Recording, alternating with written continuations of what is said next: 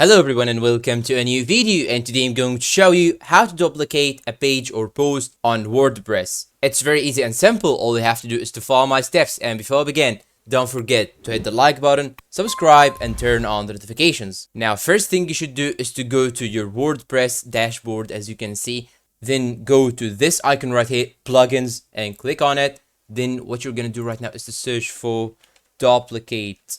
Then click on enter to search for it. And which plugin we are going to use? We are going to use this one right here because it's free and it has the highest rate. So I'm gonna click on it.